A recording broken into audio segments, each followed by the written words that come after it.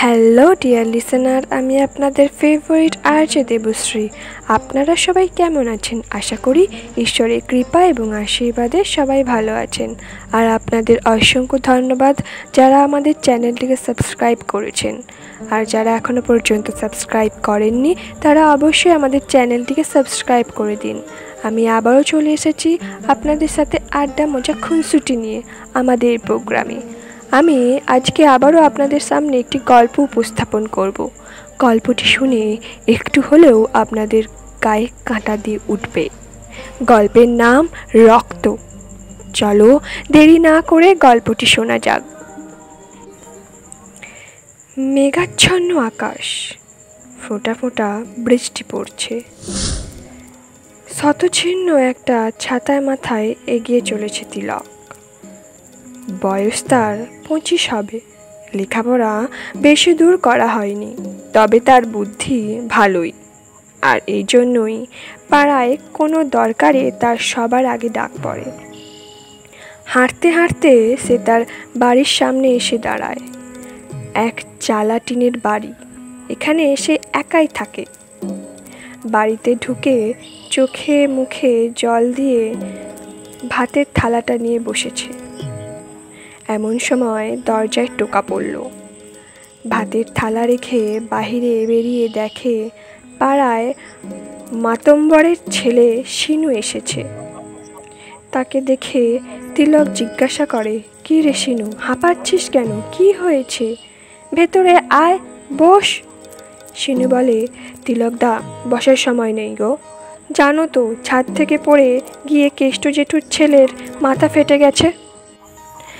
তারপর হাসপাতালে নিয়ে গেলে ডাক্তার বলেছে অনেক রক্ত বেরিয়ে গেছে, রক্ত দিতে হবে, তবে বাঁচবে। একটু থেমে শিনু বলে, তিলকদা, তুমি কিছু করো গো, নয়তো ছেলেটাকে আর বোধহয় বাঁচানো যাবে না। তিলক তখন বলে, আরে শিনু, আমি থাকতে তোরা তো চিন্তা কিসের রে? আমি তো আছি না কি? কই নিয়ে চ তো দেখি আমায় হাসপাতালে। একটু পর একটুকু সময় অপচয় না করে দুজনে বেরিয়ে পড়ে হাসপাতালের উদ্দেশ্যে।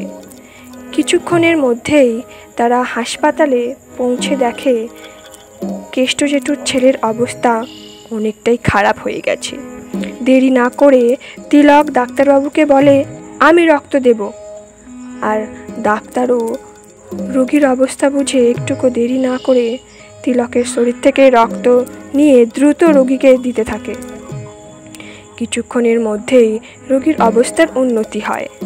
আর তা দেখে তিলক নিশ্চিত মনে সেখান থেকে বাড়ি ফিরে আসে। এই কেষ্ট জেঠুই কিছু মাস আগে তাকে নিচু বর্ণ বলে চক্রান্ত করে ভিটের মাটি ছাড়া করেছিল। আজ তাই জন্যই তিলক এই ছোট্ট টিনের ঘরে থাকে। বেশ কিছু মাস পরে কথা। ইতিমধ্যেই কেষ্ট জেঠুর ছেলে সুস্থ হয়ে উঠেছে। সেই দিন রাস্তা দিয়ে বাজার করে ফিরছিল তিলক। সেই সময় হঠাৎ পেছন থেকে একটা ট্রাক এসে ধাক্কা মারে তাকে। তিলক ছিটকে গিয়ে পড়ে রাস্তার ওপারে।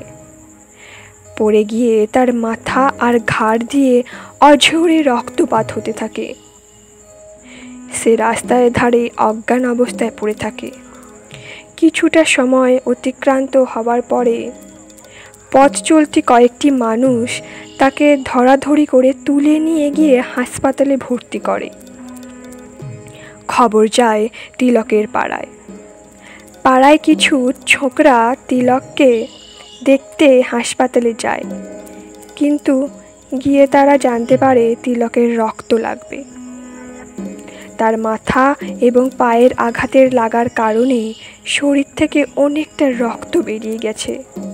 কিন্তু কেষ্ট জেঠুর কড়াভাবে নির্দেশ করে দিয়েছিল কেউ যেন তিলককে কোনো রকম সাহায্য না করে, কারণ সে নিচু বর্ণের।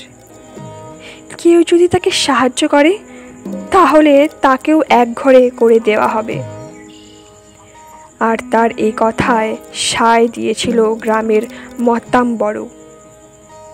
তৎপর যারা দেখতে এসেছিল তারা নিরুপায় হয়ে যে যার বাড়ি ফিরে যায়।